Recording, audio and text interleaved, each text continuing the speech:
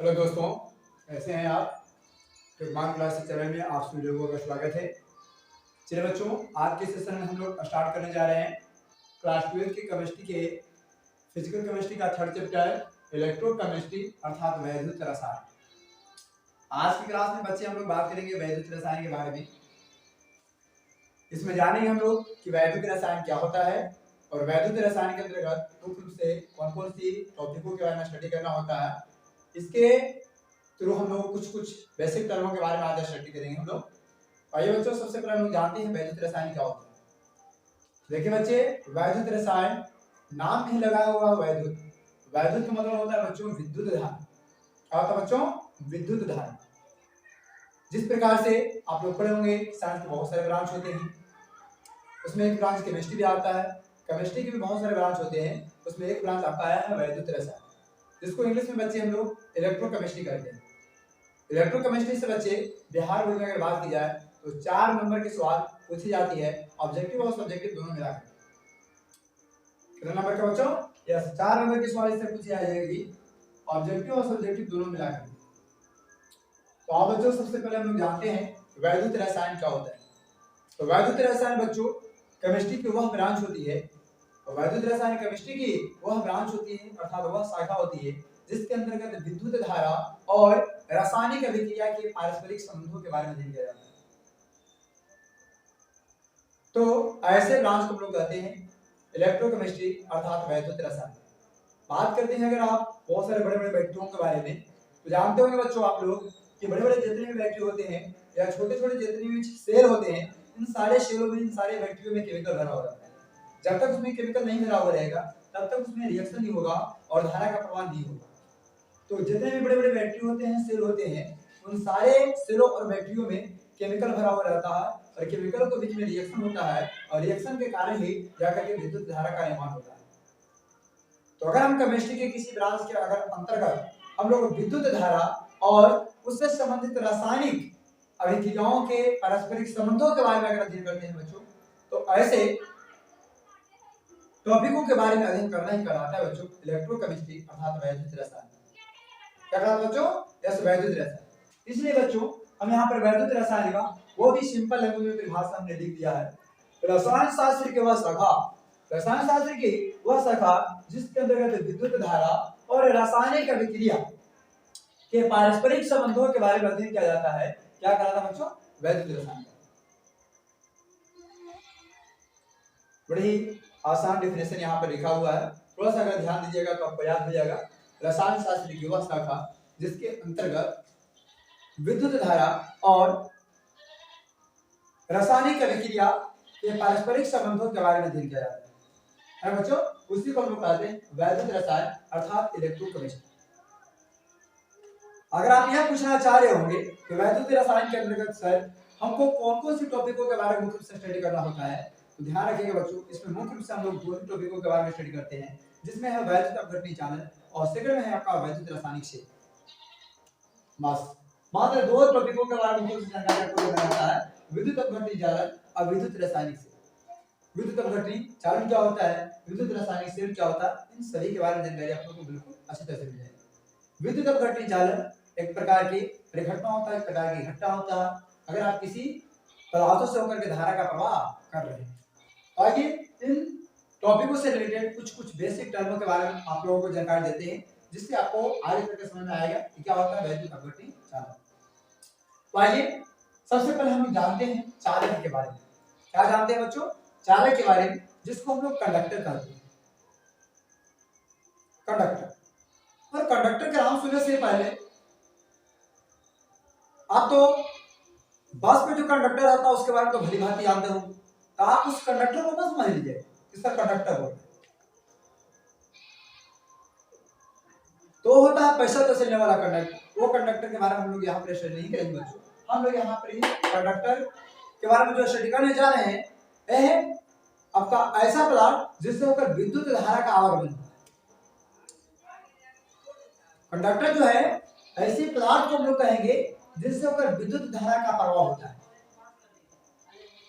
अगर किसी पदार्थों से होकर धारा का प्रवाह नहीं होता है, उसको कंडक्टर ना कहता, अनकंडक्टर। और चालक के बारे में जैसे में बात किया जाए इलास्टिक का मार्केट, क्या इससे विद्युत धारा का जनरेट होगा, विद्युत धारा का प्रवाह होगा नहीं। अगर इस छोर से अगर बिजली की करंट को टिकाएं, बिजली के तार को टिकाएं, जिस धारा का प्रवाह हो रहा है इस छोर को छूने पर करंट सप्लाई ही होगा, जिसके कारण यह अचालक होगा। लेकिन यही अगर रहेगा लोहा का टुकड़ा, यही रहेगा तांबा का टुकड़ा, यही सिल्वर का रहेगा, गोल्ड का रहेगा, तो इससे धारा का प्रवाह होगा, जिसके कारण इन सारे पदार्थों को हम लोग कहेंगे कंडक्टर। तो याद रखिएगा बच्चों, कंडक्टर किसको कहा जाता है, तो वैसा पदार्थ जिसके ऊपर विद्युत धारा का प्रवाह होता है या करने की क्षमता रखता है, तो ऐसे पदार्थों को हम लोग कहते हैं बच्चों कंडक्टर अर्थात चालक। जैसे नमक, सल्फ्यूरिकम, हाइड्रोक्लोरिकम, जब ये सारे पदार्थ अगर सूखी हुई अवस्था में रहती है ना, तो उनसे धारा का प्रवाह नहीं होता। लेकिन उसी पदार्थ का अगर जलीय विलयन लिया जाए, चाहे उसका गला हुआ अवस्था लिया जाए और चाहे उसमें बाहर से पानी मिला दिया जाए, तो वह जो पदार्थ हो जाता है गला हुआ अवस्था में, उसमें पानी मिलाने के बाद अर्थात जो जलीय विलयन तैयार हो जाता है, उससे धारा का प्रवाह होता है। तो वैसा पदार्थ जिससे का धारा का प्रवाह होता है या करने की क्षमता रखता है, तो ऐसे पदार्थ को हम लोग कहते हैं चालक ना बच्चों। तो बड़ा आसानी परिभाषा है, वैसा पदार्थ जिससे होकर विद्युत धारा का प्रवाह होता है, वैसा पदार्थ जिससे होकर विद्युत धारा का प्रवाह होता है या करने की क्षमता रखता है, बताओ बच्चों उसको हम लोग क्या कहेंगे, चालक।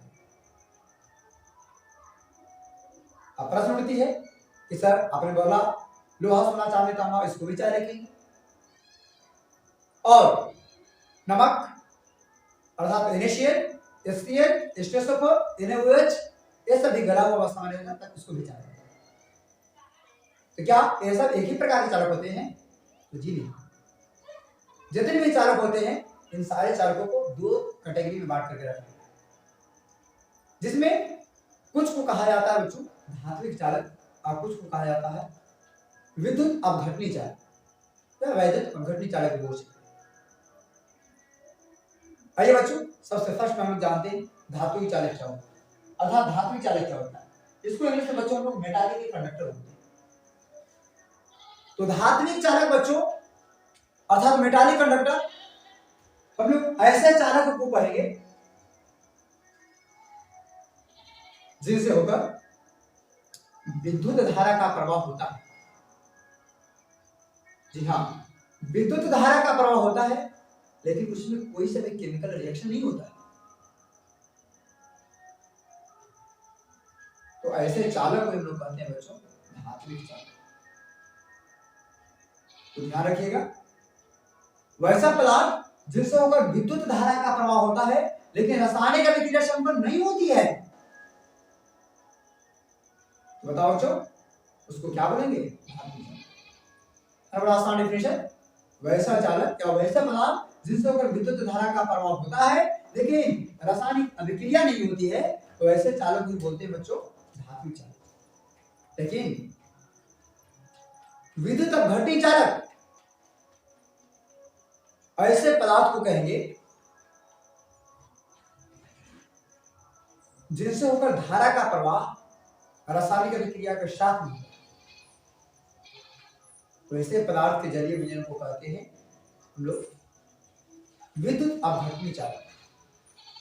तो देखिए बड़ा सिंपल लैंग्वेज में यहाँ पर परिभाषा लिख दिया है, वैसा पदार्थ जिससे होकर धारा का प्रवाह होता है ना बच्चों, परंतु रासायनिक अभिक्रिया नहीं होती, उसको क्या कहते हैं बच्चों, धात्विक चालक कहते हैं। जैसे में सभी धातु आ जाए, लोहा सोना चांदी तांबा ये सब आ जाएगा, है ना, कुछ मिश्र धातु भी आ जाएगा, स्टेनलेस धारा का प्रवाह होता है, और कुछ मिश्र धातु जिससे धारा का प्रवाह होता है उस धात्विक चालक में है। उसके बाद ग्रेफाइट, जो आपने पेंसिल में देखा होगा, जो छड़ होता है ग्रेफाइट का रंग होता है, निप्पो बैटरी होता है ना, मोटा वाला बैटरी पेंसिल बैटरी, उसमें जो बीच में रड होता है वो आपका ग्रेफाइट का रंग। तो इनसे भी होकर के धारा का प्रवाह होता है, जिसके कारण सारे को कहते हैं धातुई चालक। धातु नहीं है फिर भी उसको धातु चालक के अंदर रखा है ना। कोई जरूरी नहीं है कि सिर्फ और सिर्फ धातु वाला को धातु चालक कहेंगे, अपवाद में आ जाता है ग्रेफाइट, समझ गए ना। एक्चुअली में धातु चालक के अंदर धातु वाला ही आता है, लेकिन उसको भी एक्चुअली बांट के रखा गया है धातु चालक के अंदर। और सेकंड है बच्चों विद्युत अपघटन चालक, यानी वैसा पदार्थ जिनसे होकर विद्युत धारा का प्रवाह होता है और रासायनिक अभिक्रिया के साथ होता है, तो ऐसे चालक को हम कहते हैं विद्युत अपघटन चालक। अर्थात जलीय विलयन का तब होगा, लेकिन बहुत सारा ऐसा पदार्थ होता है बच्चों जिसका जलीय विलयन से धारा का प्रवाह होता ही नहीं। आने के यौगिक तो है, कुबहट यौगिक तो है, लेकिन रहने से क्या होगा, धारा का प्रवाह हो ही नहीं रहा। तो जिस पदार्थ के जलीय विलयन से धारा का प्रवाह नहीं होता है, तो ऐसे पदार्थों को कहते हैं बच्चों, ऐसे चालक को कहते हैं, ऐसे पदार्थ को कहते हैं वैद्युत अपघटनी अनपघटनी चालक। ऐसे पदार्थ को क्या बोलेंगे, वैद्युत अपघटनी चालक। तो इसलिए इसका सिंपल लैंग्वेज में हमने डेफिनेशन लिख दिया है, किसी पदार्थ का वैसा जलीय विलयन जिससे होकर धारा का प्रवाह नहीं होता, तो विद्युत अपघटनी चालक कहलाता है। इसमें आ जाएगा आपका शुद्ध जल भी आ जाएगा, शुद्ध जल से धारा का प्रवाह नहीं होता है। इसमें ग्लूकोज भी आ जाएगा, चीनी भी आ जाएगा, यूरिया भी आ जाएगा। यानी जिस पदार्थ के जलीय विलयन से होकर धारा का प्रवाह नहीं हो रहा है, तो ऐसे पदार्थों को हम लोग कहते हैं बच्चों वैद्युत अपघटनी चालक, है ना। बड़ा सिंपल लैंग्वेज में हमने लिख दिया। अब बच्चों जो हम लोग ने धात्विक चालक और वैद्युत अपघटनी चालक के बारे में जानकारी प्राप्त कर लिया, अब हम लोग इसके बीच में कुछ डिफरेंस को जान लेते हैं, कुछ अंतर को जान लेते हैं। तो आइए देखते हैं सबसे फर्स्ट अंतर धात्विक चालक और वैद्युत अपघटनी चालक। सबसे फर्स्ट अंतर तो डिफिनेशन ही हो जाएगा, इसमें केमिकल रिएक्शन ही होता है, यानी धात्विक चालक में कोई सा भी रासायनिक अभिक्रिया नहीं, लेकिन वैद्युत अपघटनी चालक में केमिकल रिएक्शन होता है। केमिकल रिएक्शन होता है, तो ध्यान रखिएगा धात्विक चालक में कोई सा भी रासायनिक अभिक्रिया नहीं होती है, लेकिन वैद्युत अपघटनी चालक में रासायनिक अभिक्रिया होती है। सेकंड में धात्विक चालक में बात करते हैं, धारा का प्रवाह होता है तो किसके माध्यम से होता है, तो ध्यान रखिएगा धात्विक चालक में विद्युत धारा का प्रवाह इलेक्ट्रॉन की सहायता से, किसकी सहायता से होता है बताओ बच्चों, यस इलेक्ट्रॉन की सहायता से होता है। लेकिन वैद्युत अपघटनी चालक में धारा का प्रवाह आयन की सहायता से, है ना। बहुत ही सिंपल है। तो फर्स्ट अंतर में केमिकल रिएक्शन नहीं होता है और इसमें केमिकल रिएक्शन होता है। इसमें विद्युत धारा का प्रवाह इलेक्ट्रॉन की सहायता से और इसमें विद्युत धारा का प्रवाह आयन की सहायता से। जब जल को डालिएगा या जलीय विलयन अवस्था में रहेगा उसमें द्रव्य करता है स्पेस आयन, वैसे में आयन रहता है, तो उसके कारण विद्युत धारा का प्रवाह होता है। और जो पदार्थ जलीय विलयन में आयन का निर्माण नहीं करता है, तो ऐसे पदार्थ से विद्युत धारा का प्रवाह नहीं होता। और तीसरा में है इसकी चालकता उच्च होती है। कोई सा भी धातु चालक लेते हैं, सोना चांदी तांबा लोहा, इन सारे पदार्थों की चालकता कम जो होती है वो काफी हाई होती है। कोई की तुलना में वैद्युत अपघटनी चालक की तुलना, तो उसकी चालकता जो होगी धातु चालक के अपेक्षा निम्न हो। लेकिन जब टेम्परेचर का मान बढ़ाइए तो ताप बढ़ने पर धातुई चालक की चालकता क्या होती है, धातुई चालक की चालकता घटती है, लेकिन प्रतिरोध बढ़ता है। और उसका सीधे उल्टा हो जाएगा, जबकि अपघटनी चालक का ताप बढ़ाने पर चालकता का मान क्या होता है, बढ़ता है, और प्रतिरोध का मान घटता है, सीधे उल्टा। चलिए बच्चों आज की क्लास अगर आप लोगों को अच्छी लगी हो तो प्लीज इस वीडियो को लाइक सब्सक्राइब शेयर करना ना भूलें। और आप घर पर बैठकर आप इस चैनल के माध्यम से स्टडी कर रहे हैं तो आपको हम सलाह देंगे क्या इन क्लास में जो भी टॉपिक बताए गए इन सारे क्लास के टॉपिकों को आप एक बार स्क्रीनशॉट ले लें और स्क्रीनशॉट के माध्यम से आप घर पर बैठ के नोट कॉपी तैयार कर लें। और घर पर बैठ करके भी आप हमारे इस चैनल के माध्यम से आप केमिस्ट्री की तैयारी बिल्कुल सही ढंग से और अच्छी तरह से कर सकते हैं। इस चैनल के माध्यम से हम आप लोगों को ऑब्जेक्टिव ही क्वेश्चन सॉल्व कराएंगे, इसके साथ ही साथ एनसीईआरटी का A to Z क्वेश्चन हम इस वीडियो के माध्यम से सॉल्व कराएंगे। तो चलिए बच्चे फटाफट इसका स्क्रीनशॉट ले लें।